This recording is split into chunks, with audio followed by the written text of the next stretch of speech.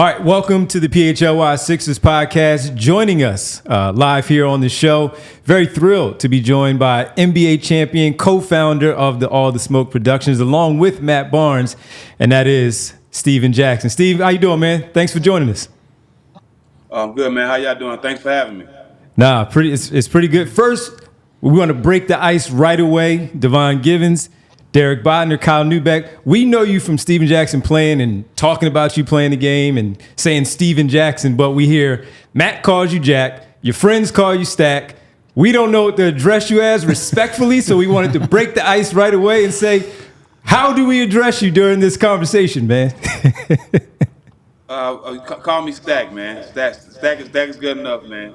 That's perfect. That's perfect. Well, Stack and Matt, again, are joining us there on their All the Smoke tour. If you see Stack's hat right now, he's got the Smoke tour. They have a book coming out as well that's released on Tuesday, October 8th. They're doing a tour, the Smoke tour, again, that we just laid out there. And the All the Smoke Productions overall doing a fantastic job with the podcast. So, Stack, I'll just start off right away and just ask you, how has the transition been from being a player, playing the game, and then getting into this side of things as a media member and one that's also, you still look like you can play the game, you know the game so well. How's that transition been for you?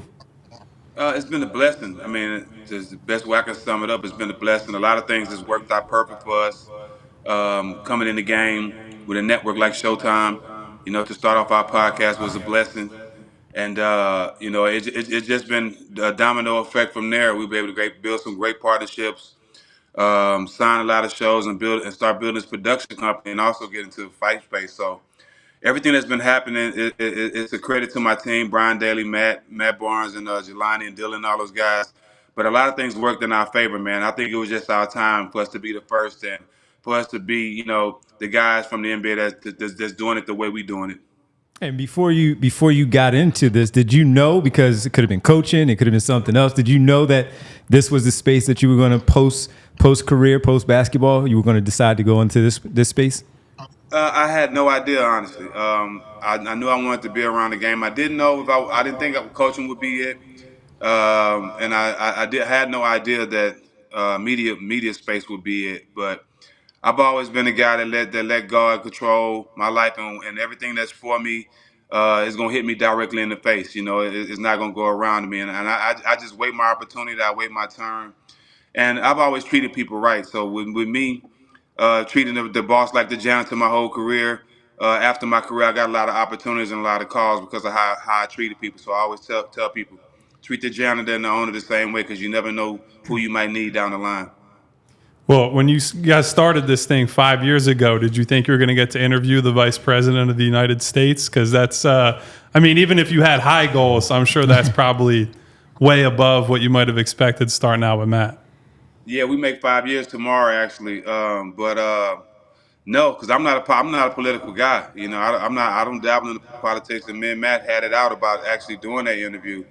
But I've always have an open mind, and Matt never steered me wrong, whether in business or anything in life. So I'm glad I did it because the women in my life look up to her. My daughters look up to her, and it was an opportunity of a lifetime. For her to reach out to us and want to come on our show, it said a lot. And I never would have thought that we would be able to say that the Vice President of the United States and possibly the next president wants to come on our platform. So, Steven, getting into this space, you guys are really like pioneers in the player media side of things, right? So, as a media member, I'm curious what your answer would be to this. What do you think the media gets wrong about covering the NBA or talking about the NBA that you want to get across, that you want to share with your audience the way that you do? Well, I mean, it's just really rocket science. Like you go to a doctor tell you, hey, I got to cut you, I got to repair this. You won't ask them a question. You right, doc. Well, because he's the expert as a doctor. Well, I expect that same respect in basketball, and that's all it is. When we speak, I think we have the experience enough to not have to debate with everybody about a topic, right? If you haven't been in those locker rooms, it's kind of hard to dispute what I'm saying when I've actually been there. So it's the difference between debating something when you know you're wrong, or a situation where you're having a healthy conversation and you're agreeing to disagree. It's a big difference, and I think a lot of people are more concerned about being first and wrong, and just debating about things when they know they're wrong, instead of having a healthy conversation and seeing both sides of it and just being able to disagree and keep the respect the same. Swinging things sort of back to the Sixers and this team, they've obviously struggled to have the kind of playoff success that they want. You want you won a championship early on in your career. I think it took you about a decade to get back to the finals a second time. What's the toughest thing from going from a good team, like a really good team, 50-win team, to one that can truly compete? Like, what's the one thing that needs a switch?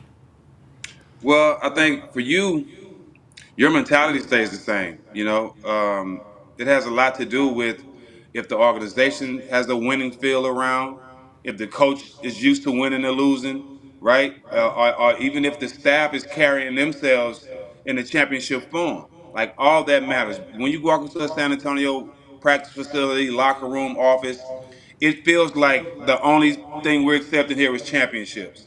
You walk in a lot of other organizations, when I first got to Charlotte, and I have to be honest, it wasn't a feel of winning at all. It was a feel of, well, we're here, let's see where we can go, right? And I've been on different, even in Indiana, with Jermaine O'Neal and Reggie set a standard. We coming to work, and we're a champ. We coming to win a championship, and that was our goal. And we had one until we messed it up with the brawl. But for the most part, it's just that if the organization is coming with a leading field, everybody from the top to bottom is on the same field, and understand that our goal is to win, then you will win. But it has to start at the bottom to the top. And I guess since you brought up Paul George, what do you think of their offseason? What do you think of the big three, like how well they fit together? That's the championship move. Yeah, that's the championship move that the 76ers made. That's the moves you make in order to get a championship. You go out and get a guy like Paul George, one of the best two-way players in the game. I think for the most part, you got 76ers have really been wasting Embiid's time with guys like Tobias. I love Tobias. He's a great kid, and I'm not talking about him personally. But as a basketball player, he's not the dog at the wing spot that the 76ers needed the last couple of years.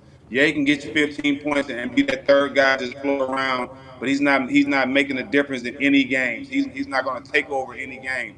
You have that now with Paul George. It's a lot of nights where Embiid can take off because Paul might take over.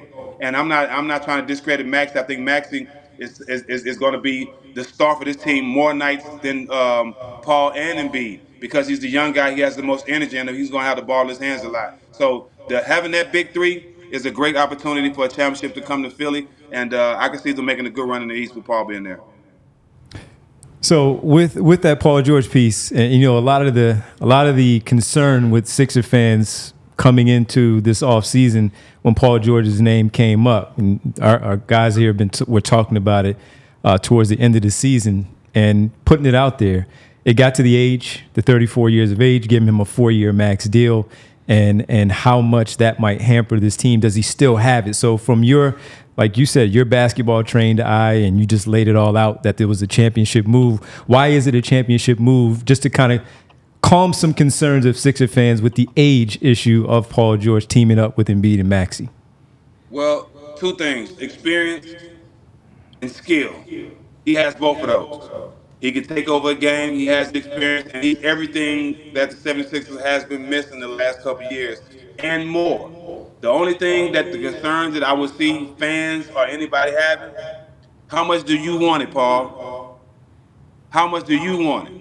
Are we gonna go out here and see a different Paul George, a different Paul George that's gonna be more vocal, that's gonna be more passionate about the game, that's gonna do more screaming, that's gonna get in the guy's face when he's not holding up his end on defense, or like? Are we going to see a vocal leader Paul George? And I think if we see that guy, that's when you see the 76ers go over the hump. But if he comes as the same Paul George, quiet, taking a step back to everybody, I don't think that's going to benefit the 76ers at all. Stack, one of the things we've been talking about in the offseason, they have a lot of guys on this team that can play. Vet guys who've been around, played a high. I mean, even Kyle Lowry's 38 years old, but he's a title winner. He's a guy with a lot of pride, I guess. When you've played on teams that have deep rosters and, not everybody's going to play night to night, how do you keep things together in the locker room so everybody's still focused on those end goals at the end of the season? Well, one, everybody in the locker room, you have to understand you're a man and you're a professional.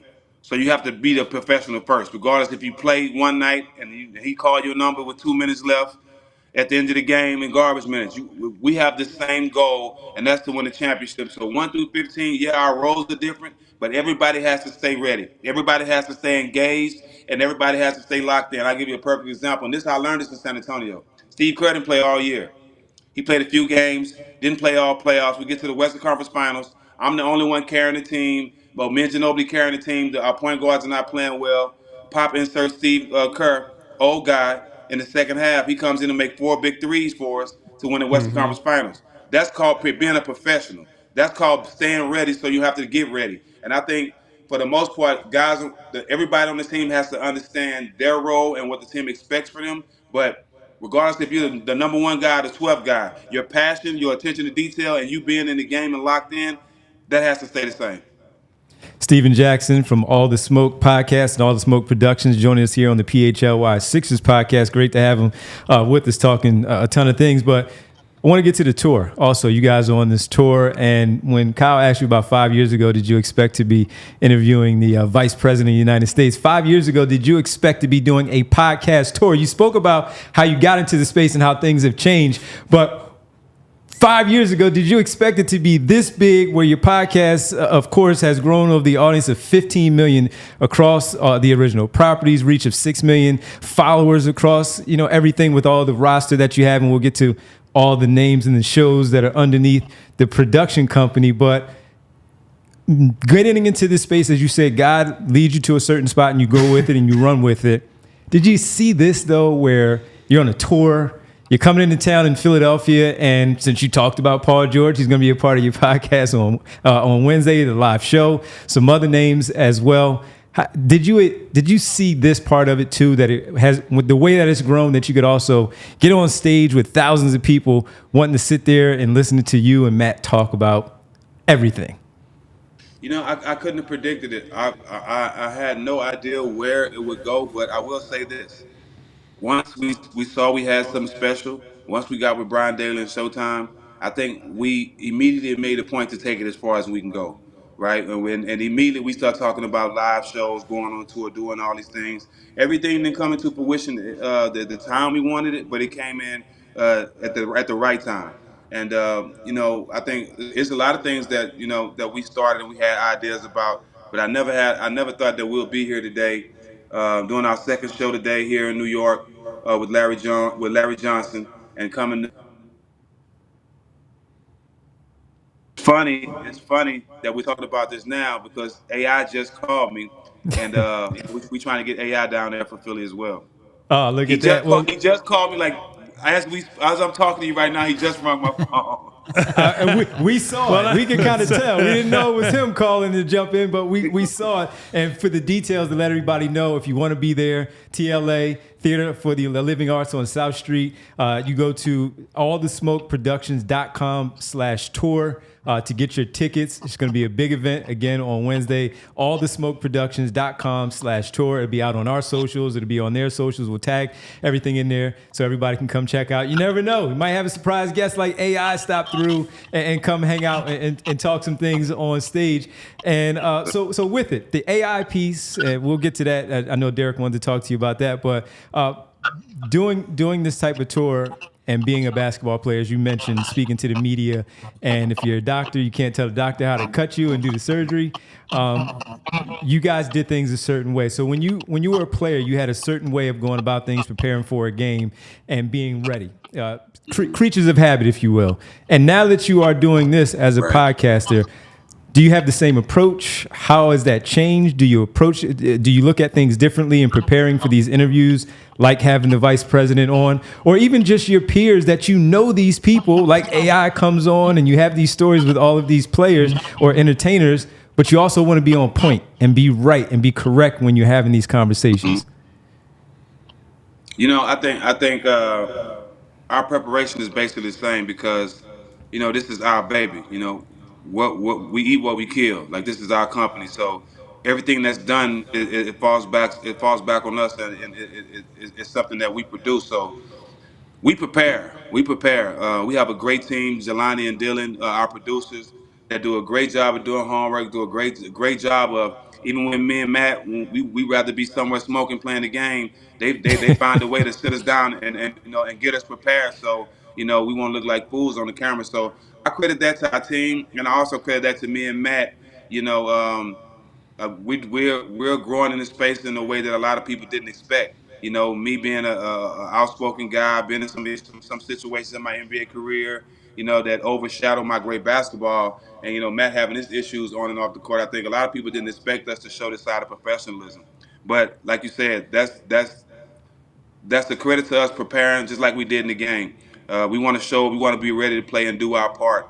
Tim called me the ultimate teammate, so I kind of take that into everything I do in life.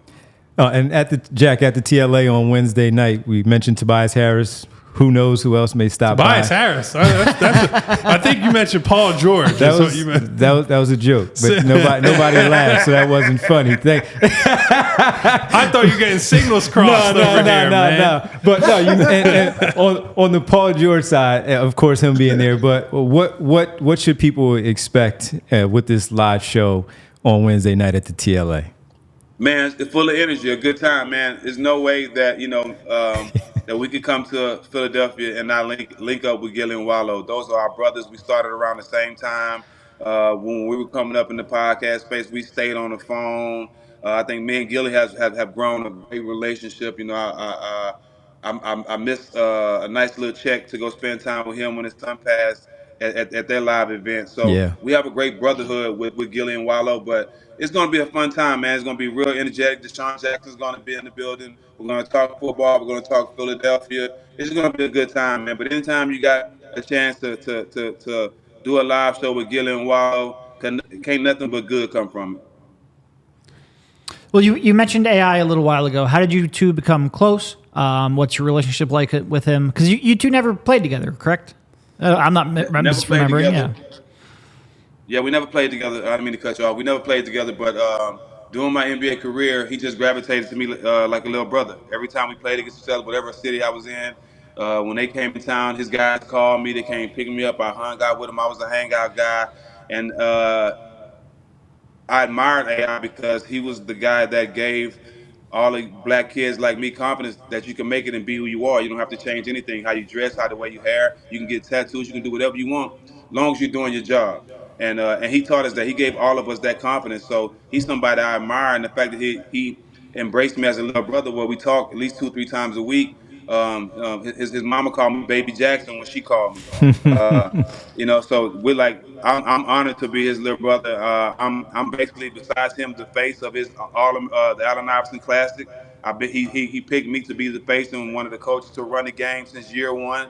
So I can tell you a short story. I remember his time he was gambling in Atlantic City, and he was actually winning too. But he was winning, and he felt kind of superstitious. So he told his mom, "Look, Mom, look, if you don't get Steve on the phone right now, just so I can tell him I love him, I'm not going to play another hand." He had them hold the card game, and his mom called me. He was like, "Baby Jackson, please say hi to Chuck," because he's holding the table up, and she turned the phone.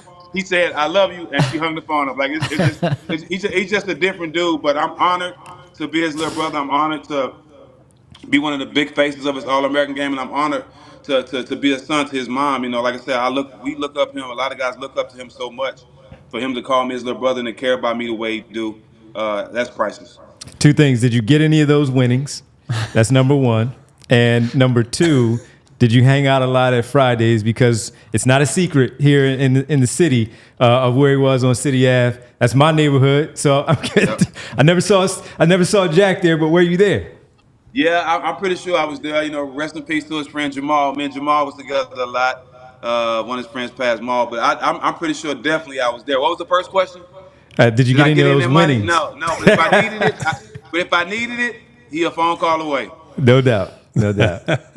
Well, to that point about, you brought up, you look up to Allen in a lot of ways because he was just himself, and it made you and other people feel comfortable. Just, I'm going to be me in the NBA or wherever I am.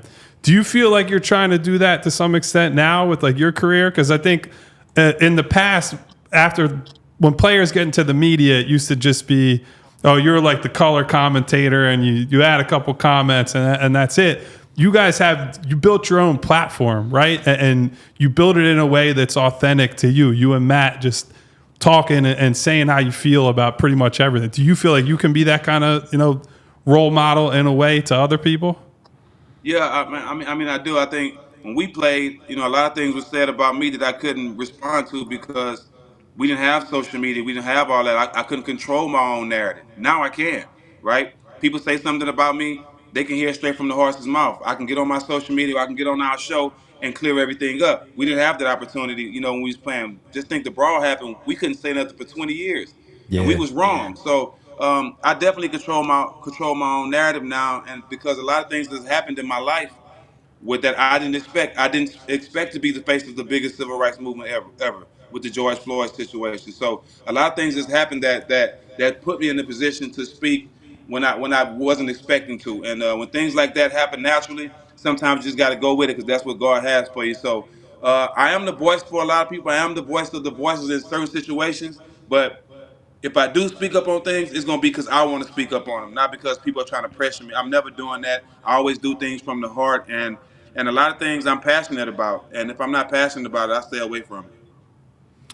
Talking about the book, you guys also have a book that's also dropping. You mentioned that the book is dropping tomorrow, which is the anniversary for you guys for the 5 years. How did this come about, and why did you guys decide that this was the next thing you wanted to do in your growth as this production company? Shout out to Charlemagne and Atria Publishing. Charlemagne has a publishing company, and it was the idea that him and Matt had came up with about doing a book, and a deal that he had with Simon & Schuster. And we got to give all the credit to our producer, Dylan. Dylan took the time to put this book together, find the ideas. Him and Matt came up with some ideas to talk about mental health and family and all that stuff. We wanted to do something different, We're the first podcast with a coffee table book, and we just wanted to make it feel real personal. People keep calling.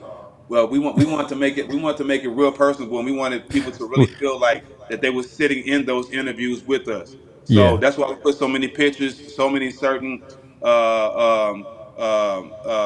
replies from questions that we asked them, and then for me, I enjoyed. For all the people that knew us, the compliments they gave us for being in the space and where we come, because a lot of people expect us not to be there. So for the people all the guys from Kevin Hart to Will Smith, for everybody to give us the credit and the props to see how we've grown in the space, I think that meant a lot to me too, because everybody we have on the show we're fans of, and the whole reason for having them on the show is to give them their flowers. We don't want to wait till they pass to give them their flowers. We want to give them their flowers while they're still alive, so they can still smell them. It always feels good when we get them back. I mean, that means a lot to me. And I wanted to ask this too, because for the people, All the Smoke, that's the name of the book. All the Smoke, all the stars, all the stories, no apologies. Jack just laid some of it out for you. Again, you can get your book and pre-order it at visit allthesmoke.store to get that pre-order in for the book. Again, All the Smoke, all the stars, all the stories, no apologies. The tour tomorrow comes to Philadelphia at the TLA on Wednesday. Steven Jackson, Matt Barnes, of course, guests, Gillian Wallow, Paul George, not Tobias Harris. Also, Deshaun Jackson, and you never know. Shout out to Tobias. That's my little brother. That's a basketball player. Again, nothing personal. We're just saying because it was a little bit of a joke earlier. Yeah. So make sure everybody check it out there. allthesmoke.store for the book and allthesmokeproductions.com/tour to get more information about it. How have you gotten better since the first show, episode 1? October 8th, 2019, first guest, J.R. Smith. And we've watched your podcast for years, but how have you gotten better as an interviewer, conversationalist on the podcast, being in front of the camera? One, from the first episode to now, I don't smoke as much before the shows. So just some of the smoke. I used to be too loaded. I had to tone that down. One, I had to tone that down. And two, I start critiquing myself like I did basketball. So I start going back and watching my tapes, watching when I'm stuttering, watching when I'm dozing off. I used to be in some episodes where I'm so high I'm falling asleep. So I used to go back. I go back now and watch all the episodes, and I watch them with friends or watching with other people that I respect. So when they say stuff, I take heed to it and I try to clean it up. So I just do it like game film now. I go back and watch things that I see I need to correct, whether I'm slumping in my seat or whether I'm, my timing with the questions and hitting off Matt at the right time. I study all that now. That's something that I didn't do when we first started. A legendary thing that happened here. Sixers fans would know this, and you got to check this out, Jack. TV broadcast for the Sixers game years ago. Eric Snow was the color commentator for the broadcast. Fell asleep on the broadcast. No way. I swear to God, it happened. You got to check it out, man. Hold on. Did you hear it or you saw it? Well, the play-by-play guy then called him out on it too, which didn't help. Oh, wow. It was hilarious. It's one of those where he's trying not to say on the air, like, hey, wake up, but you can tell that something's going on. It was, yeah. Did he hit him with one of these, like, Maxey for three? You would have saw that if you wasn't sleeping. Right. Hey, shout out Eric Snow, though. He was part of that 2001 finals team, so we love him for that. He played with AI, obviously. Hey, and since we on that, rest in peace, Mutombo. That's right. Yeah. Did you know Dikembe at all or much? Obviously, everybody always says the nicest things about him. He's just like the best guy, is all you ever hear about him. Most respectful guy. Never played with him, didn't hang out with him, but every time I came across a nice firm handshake, he gave me the respect like I was an all-star, like he did everybody else. Super solid guy, ultimate professional, and an even better human being from what I know of. And even the things he was doing back home, I admire so much. So we definitely lost not only a great basketball player, one of the best defensive players of all time, but a wonderful human being from what I know of. Yeah, for sure. All right. Anything else, fellas? I think that's pretty much it, man. Listen, we appreciate you stopping by, hanging out with us here. We're excited again to see this tour happen for you guys. As you mentioned, in New York on Monday. The book drops, All the Smoke, All the Stars, All the Stories, No Apologies on Tuesday. That's the 5-year anniversary for All the Smoke. And then in Philadelphia on Wednesday at the TLA on South Street, 3rd and South. Make sure you check everything out. allthesmokeproductions.com/tour. Deshaun Jackson, Paul George, Gillian Wallow. And maybe, you never know, Allen Iverson keeps interrupting Stat and calling. Your phone's blowing up over there, Yeah, Stat. man. So I'm expecting to see at least a couple more people out there on Wednesday. Hey, it's always good when he calling because I'm always trying to hunt him down. I'm looking forward to seeing you guys Wednesday because we have a new mezcal that we just dropped called Anillos. I want you guys to try it and give me your opinion. Okay. All right, cool. I can't wait. I'll see you on Wednesday. We'll be there. And I also, because we know you guys. This last thing for me, because I'm a sneaker guy, and I know you guys are too. And the Nike Air Jordan 4's limited edition sneaker deal that you guys had, right? Here we go. That's right. Here we go. There you go. Oh, those are nice. I don't know, man. Yeah, man. I don't know. We are friends now. I get to call you Jack and everything. I don't know. I'm a size 9. I'm just saying. I don't know. We'll see you on Wednesday. We'll talk about that. Hey, we can make anything happen. I got you. Hey, that's what I like to hear right there. And the other thing was, in watching one of the episodes when you did it with the late great Kobe, since we're here in Philadelphia and we saw Kobe his entire career, did you get the Kobe's that you asked for in that episode? Because he said he was going to give you those sneakers when you guys were. So I got video right after the show. He took me in his office and gave me all the undefeated pack, every last one of them. Yep. And I still have them to this day. Yep. That's really cool, man. So now you know we're not lying when we say we watched the show. So you know, Jack. Yeah, no doubt about it. Big facts. That's a big fact. Well, listen again. The guys are doing a great thing with the All the Smoke podcast, All the Smoke Productions, and they have so much underneath their properties and programs, from the KG Certified with featuring Kevin Durant, the Ticket and the Truth with Kevin Garnett and Paul Pierce. You have the 2510 show with Deshaun Jackson and LaShawn Shady McCoy as well. so much more with the Meadowlark Media with Dan Lebertard and John Skipper. All the Smoke, ATS Unplugged, and we didn't want to breeze past this. The ATS, You guys got a whole portfolio over there. Everything Stack. going on, Damn. man. The ATS fight, the Fight Towns, and with Andre Ward. And I remember when you did something. You came into town and you were with Garcia, right? And Yeah, I came in the first time and did Boots and Cool Boy, and I just came back and did Danny Garcia and Cool Boy again. Exactly. Right. Yeah. So you guys got a lot of things going on, man. It's major, and we're happy to see you doing it. Happy to see you thriving in your post-basketball career, staying in the basketball world, but also branching off into so many other things. Again, we'll talk to you on Wednesday. We thank you. We thank Brian. We thank Matt for allowing us the opportunity to speak. Hopefully we get a chance to catch up with you again during the season, maybe pick your brain a little bit and see what the Sixers are doing.